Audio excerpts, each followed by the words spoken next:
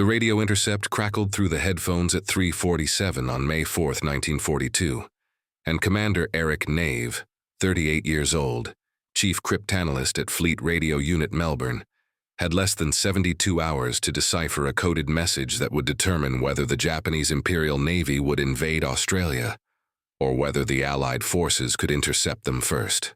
The message contained only fragments, partial words, garbled static, and a two-letter designation that appeared 17 times, AF. If Nave misidentified the target, the entire American Pacific Fleet would sail to the wrong coordinates, while the real Japanese armada slaughtered thousands of Australian civilians on undefended beaches. If he was right, and could convince the American commanders who had ignored Australian intelligence for 6 months, he might turn the tide of the entire Pacific War. Eric Nave was not supposed to be here, in a converted mansion in Melbourne with blackout curtains and armed guards, listening to enemy transmissions through equipment that overheated every 4 hours.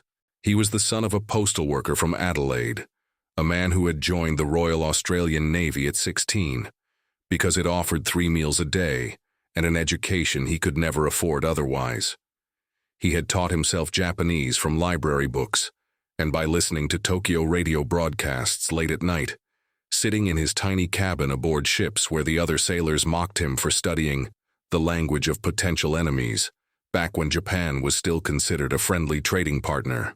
His wife, Margaret, had held his face in her hands 3 months ago, before he disappeared into this classified facility, and said, "Promise me you'll come home when this is over." And he had promised, though both of them knew that men in his position rarely survived if the enemy learned their names. The problem with the intercept was not just the encryption, it was the incompleteness. Japanese naval codes changed every few months, and this was JN25 version C, a cipher so complex that American cryptanalysts at Pearl Harbor had estimated it would take 18 months to break. Nave had been working on it for 9 weeks, sleeping 4 hours per night, filling notebooks with frequency analyses and probable word patterns. The message fragment suggested a major operation, codename MI, involving 4 aircraft carriers, the largest concentration of Japanese naval power since Pearl Harbor. But where? The 2-letter code AF appeared in every transmission, always in the same context, always suggesting a location. Some American analysts believed AF meant Hawaii. Others thought it indicated the Aleutian Islands. Nave believed it meant Midway Atoll, a tiny island 1,500 miles northwest of Hawaii, because 3 weeks earlier he had intercepted a different message mentioning freshwater supplies needed for AF, and Midway had chronic freshwater shortages. But belief was not proof, and General Douglas MacArthur, who had arrived in Australia 8 weeks ago after fleeing the Philippines, did not accept Australian intelligence assessments without American verification. MacArthur had established his headquarters in Brisbane and created Central Bureau, a joint American-Australian cryptanalysis unit. But the Americans still treated the Australians as junior partners, useful for intercepting transmissions but not trusted to interpret them. Nave had watched American officers dismiss his analyses, had seen his reports filed away unread, had attended briefings where his conclusions were attributed to American personnel as if he did not exist. And now, with the largest Japanese fleet since the war began sailing toward an unknown target, he had 72 hours to prove he was right, or watch helplessly as the enemy struck. He removed his headphones and walked down the corridor to the main analysis room, where 6 young women from the Australian Women's Army Service sat at IBM tabulating machines, processing intercepts. These were the Garage Girls, though they hated the nickname, university mathematics graduates and school teachers who had volunteered for signals intelligence without knowing what the work entailed. They worked 12-hour shifts in a converted garage behind the mansion, operating machines that punched holes in cards to create frequency tables of Japanese code groups. The air smelled of machine oil and cigarette smoke and sweat because the windows were sealed shut for security, and the ventilation system had broken down 2 weeks ago. Joyce Grace, 23 years old, a former physics student from Sydney, looked up as Nave entered. Her eyes were red from strain and she had a headache from the noise, and she had been awake for 19 hours straight processing the AF intercepts. "Commander," she said, and her voice was steady despite the exhaustion, "we have 17 more intercepts with the same pattern, all transmitted within the last 8 hours, all originating from Truk Lagoon, all using the same encrypt prefix that we flagged as high-priority naval operations." Nave took the punch cards she offered, studying the patterns. Truk Lagoon was the main Japanese naval base in the Central Pacific, headquarters of the combined fleet. If they were transmitting this heavily, it meant the operation was imminent. He could see the code groups repeating, the subtle patterns that suggested standardized military terminology, and buried within the noise he could see the structure of an attack plan. Launch times, coordinates, aircraft loadouts, everything encrypted, everything fragmented, but the skeleton of the plan was visible if you knew how to look. "What do you think it means?" Joyce asked, and there was something in her voice, not quite hope, not quite fear, but the desperate need to believe their work mattered. Nave wanted to tell her the truth, that he thought AF meant Midway, and that the Japanese were planning to lure the American carriers into a trap and destroy them, which would leave Australia completely defenseless against invasion. But he also knew that if he was wrong, if AF actually meant something else, then he would be sending the American fleet to the wrong location, and the real invasion force would hit Sydney or Brisbane or Port Moresby unopposed. So instead he said, "It means we need to work faster." And he saw the light dim slightly in Joyce's eyes, the recognition that even now, even after 6 months of proving themselves, they were still not trusted with the complete picture. The solution came to him at 6:15, while he was drinking tea that had gone cold 2 hours earlier. It was not a cryptographic solution. It was a trap. If AF really was Midway, then the Japanese would be monitoring American communications from the island. And if the Americans at Midway transmitted a fake message, unencrypted, complaining about a specific problem, and if the Japanese subsequently transmitted an encrypted message reporting that same problem at AF, then the code would be broken through context rather than mathematics. It was an intelligence trick, simple and elegant, and it required convincing the Americans to cooperate with an Australian theory they did not believe. Nave spent the next 4 hours drafting a message to Commander Joseph Rochefort at Station Hypo in Hawaii, the American cryptanalysis unit that was also working on JN-25. He wrote carefully, presenting his evidence without overstatement, noting the frequency patterns and the context clues and the fresh water reference from 3 weeks earlier. He suggested the fake transmission plan. He acknowledged that American analysts had different theories. He signed the message and sent it through classified channels, and then waited. Because in signals intelligence you were always waiting. Waiting for intercepts, waiting for decryptions, waiting for commanders to read your reports and make decisions that would save or doom thousands of people whose names you would never know. The response came 16 hours later, at 22:30 hours on May 5th. Rochefort had agreed to the plan. The Americans at Midway would transmit an unencrypted message reporting that their freshwater distillation plant had broken down and they urgently needed supply shipments. Japanese listening posts would intercept the message. And if AF truly was Midway, the Japanese would encrypt and relay that information to their fleet, confirming the target. Nave did not sleep that night. He sat in the intercept room with headphones on, listening to the static and the distant voices speaking Japanese, waiting for the confirmation. Joyce Grace brought him tea at 3 sign and sat beside him without speaking, because there was nothing to say, and they both understood that sometimes the most important work was simply remaining present while history decided which direction to turn. The intercept arrived at 5:20 on May 6th, a Japanese transmission from Truk Lagoon, encrypted in JN-25, reporting that AF was experiencing fresh water supply problems and would be vulnerable during the invasion. Nave decrypted the message in 42 minutes, his hands shaking so badly that Joyce had to help him with the final code groups. The confirmation was absolute. AF was Midway. The Japanese were planning a massive attack, 4 carriers plus support vessels, scheduled to arrive June 4th. And now, because of an Australian cryptanalyst working in a converted mansion, 9,000 miles from the battle site, the Americans knew exactly where to position their carriers for an ambush. Nave sent the confirmation to Rochefort and MacArthur simultaneously, violating protocol by bypassing the chain of command, because there was no time for bureaucratic delays. He included the intercept, the decryption, and his assessment that the Japanese fleet would approach from the northwest at dawn on June 4th, giving the Americans exactly 29 days to prepare.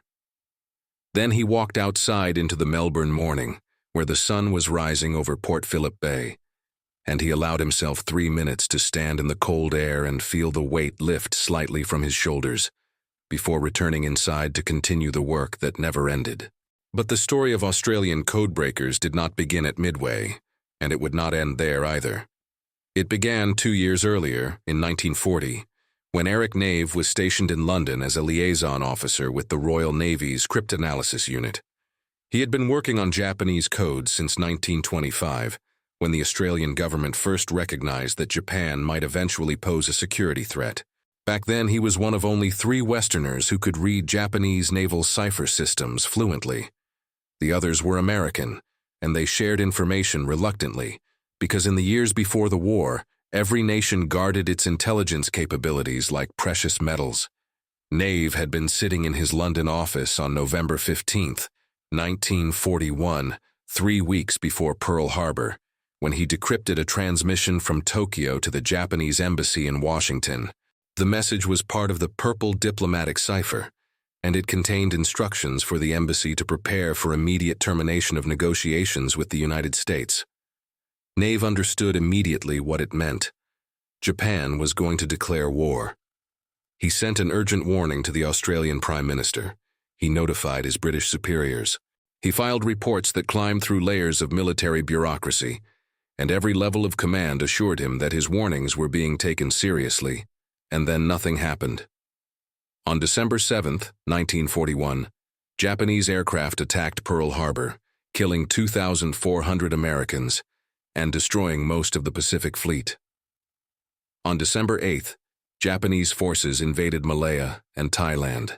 On February 15, 1942, Singapore fell, and 15,000 Australian soldiers were captured and marched into prisoner-of-war camps where 1/3 of them would die of starvation and disease. And Eric Nave sat in his office in Melbourne, where he had been recalled to establish the new Signals Intelligence Unit, and he understood with absolute clarity that he had been right, and he had warned them, and they had not listened. And now the cost of that failure was measured in thousands of graves. That was the weight he carried every day as he built Frumell, Fleet Radio Unit Melbourne, from nothing. The Royal Australian Navy gave him a mansion called Monterey in the suburb of Toorak, and he requisitioned IBM machines from commercial businesses, and he recruited young women with mathematics degrees because all the men were overseas fighting, and he trained them to operate punch card tabulators and frequency analyzers without ever telling them what the work was for, because signals intelligence was so secret that even the people doing the work were not allowed to know the complete picture. The women worked in a converted garage behind the mansion, a space barely large enough for the machines, with concrete floors and no heating, and a single fan that circulated the same hot air without cooling anything. They processed intercepts for 12 hours at a time, punching holes in cards, sorting them, running frequency analyses, identifying patterns that would help Nave and his team break the codes. They were paid less than male personnel doing equivalent work. They were not allowed to tell their families what they did. They were forbidden from keeping diaries or letters that might mention their duties. And they did the work anyway, because by 1942, every person in Australia understood that the Japanese were coming, and if the codebreakers failed, there would be invasion forces landing on Australian beaches within months. Central Bureau in Brisbane was the other half of Australia's Signals Intelligence Network, established in April 1942, when MacArthur arrived and needed tactical intelligence for the New Guinea campaign. Central Bureau focused on Japanese Army codes, while Frumell handled naval intercepts, and together they formed the most effective cryptanalysis operation in the Pacific Theater outside of Station Hypo in Hawaii. But effectiveness came at a cost that was never calculated in the official histories. Abraham Sinkoff, a 36-year-old American mathematician, arrived in Brisbane in May 1942 to lead the American contingent at Central Bureau. He was a brilliant cryptanalyst, one of the team that had broken the purple diplomatic cipher before the war, and he came to Australia expecting to find a primitive intelligence operation that needed American expertise to function. Instead, he found Australian cryptanalysts who had been breaking Japanese code since the 1930s, operating with equipment and techniques that matched or exceeded anything the Americans possessed. The Australians had been listening to Japanese military communications for 12 years. They had native-level Japanese language skills. They understood the cultural context of intercepted messages in ways that American translators, trained in classroom Japanese, never could. Sinkoff learned to respect the Australians within 3 weeks of arrival. After watching Nave decrypt a JN-25 intercept in 1/6 the time it took American cryptanalysts to solve the same message. The respect was mutual but complicated, because MacArthur's headquarters operated on the assumption that Americans led and Australians supported, and that assumption created constant friction. Australian intelligence reports were rewritten with American attributions. Australian codebreakers were excluded from high-level briefings about operations that depended on their work, and Australian warnings about Japanese intentions were sometimes ignored because American commanders could not accept that a relatively small, distant nation might have better intelligence capabilities than the United States. The breaking of AF changed that dynamic slightly. After Midway, where American carriers ambushed the Japanese fleet and sank 4 aircraft carriers in a single day, turning the entire Pacific War in favor of the Allies, MacArthur's headquarters began taking Australian intelligence more seriously. Not publicly, not with acknowledgement or credit, but operationally they began incorporating Frumell and Central Bureau assessments into strategic planning. And that was enough for the people doing the work, because they were not motivated by recognition. They were motivated by the knowledge that every code they broke, every intercept they decrypted, saved lives. But the work never got easier. In July 1942, the Japanese introduced a new version of JN-25, designated version D, which required rebuilding the entire codebook from scratch. Nave and his team spent 6 weeks on the initial break, processing thousands of intercepts, identifying new code groups, establishing new frequency patterns. The women at the IBM machines worked 18-hour shifts. Joyce Grace developed chronic migraines from eye strain.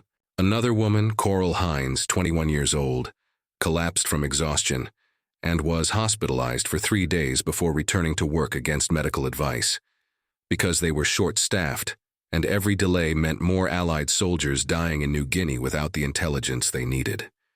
The human cost of signals intelligence was never mentioned in operational reports.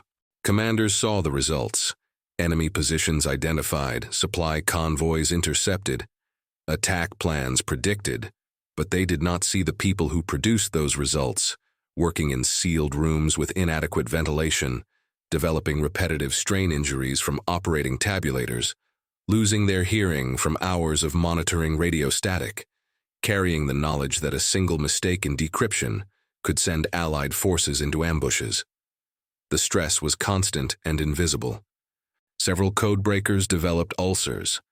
Others had nervous breakdowns and were quietly reassigned to less sensitive duties. And some, like Eric Nave, simply absorbed the pressure without complaint, because that was what the work required. The intelligence war in the Pacific was not like the fighting in Europe, where armies clashed along defined front lines. It was a war of distances and logistics and hidden information. The Pacific Ocean covered 64 million square miles. Japanese and Allied forces were separated by thousands of miles of empty water, and the side that knew where the enemy was and where they were going held an almost insurmountable advantage. Central Bureau and Frumell provided that advantage, day after day, month after month, for 3.5 years. In August 1942, Central Bureau decrypted Japanese Army communications revealing the exact route of a supply convoy headed to the Japanese garrison at Milne Bay in New Guinea. Australian troops used that intelligence to prepare an ambush. The Battle of Milne Bay, was the first time Allied forces defeated a Japanese invasion force on land, and it happened because codebreakers in Brisbane gave Australian commanders 48 hours advance warning of the attack. In April 1943, Frumell and Station Hypo collaborated on one of the most audacious intelligence operations of the entire war. They intercepted Japanese communications indicating that Admiral Isoroku Yamamoto, commander of the Combined Fleet and architect of the Pearl Harbor attack, would be flying from Rabaul to Bougainville on April 18th. The intercept included his departure time, flight path, and arrival schedule, down to the minute. American commanders faced an impossible decision: assassinate Yamamoto using the intelligence, which would reveal to the Japanese that their codes were compromised, or allow him to live and preserve the secrecy of Allied cryptanalysis. They chose assassination.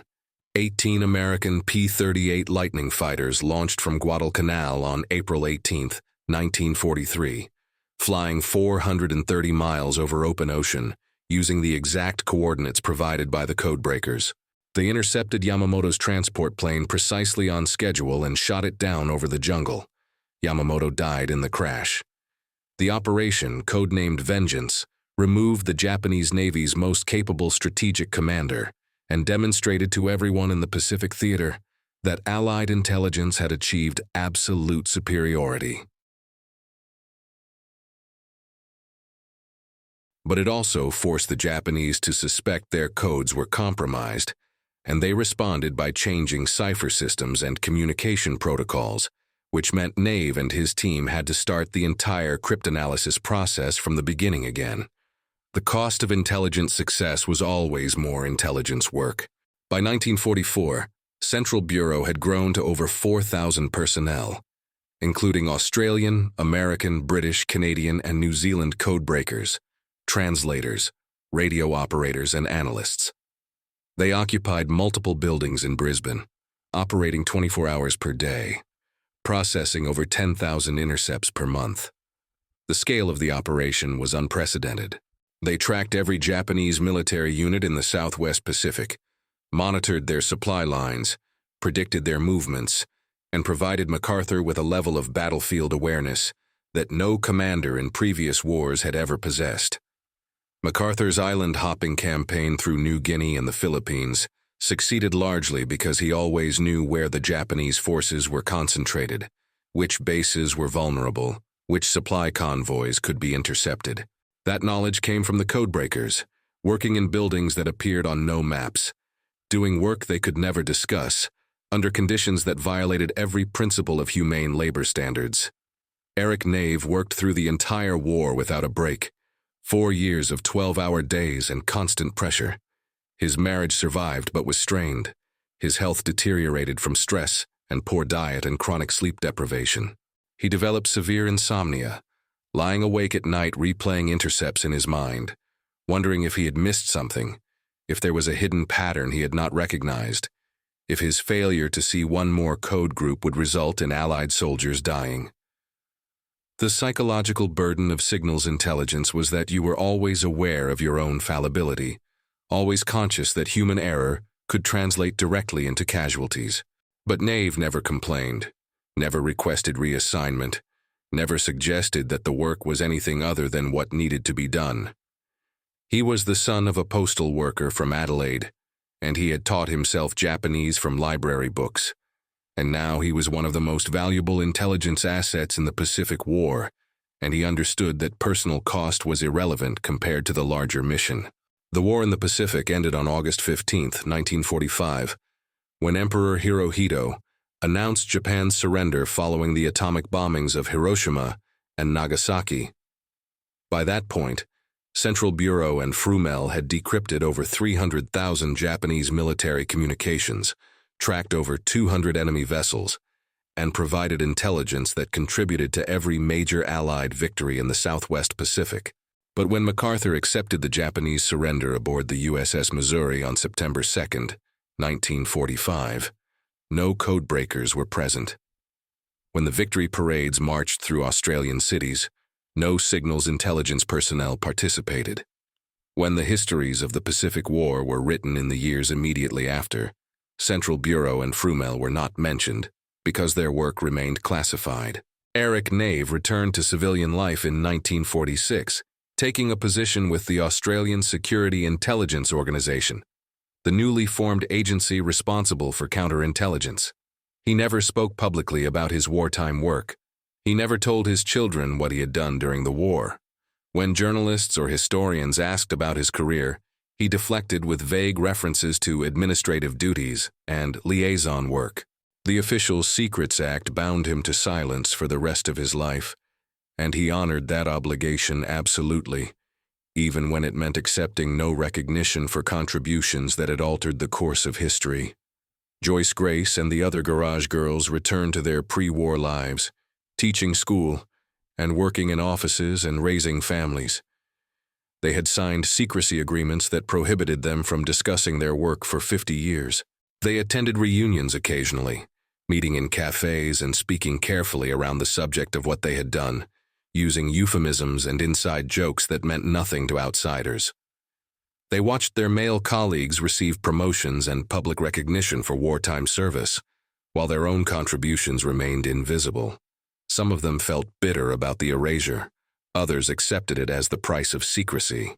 All of them carried the knowledge that they had done work that mattered, even if the world would never acknowledge it. Abraham Sinkoff returned to the United States and continued working in signals intelligence throughout the Cold War, eventually becoming a senior administrator at the National Security Agency. He published academic papers on cryptographic theory, but never mentioned his time at Central Bureau, never revealed the Australian contribution to Allied intelligence, never violated the classified status of operations that remained sensitive decades after the war ended. The truth began emerging in the 1990s, when Australian and American governments started declassifying World War II intelligence documents. Historians gained access to Central Bureau files and Frumell operational records and began reconstructing the story of Australian codebreakers. Books were published, academic papers appeared.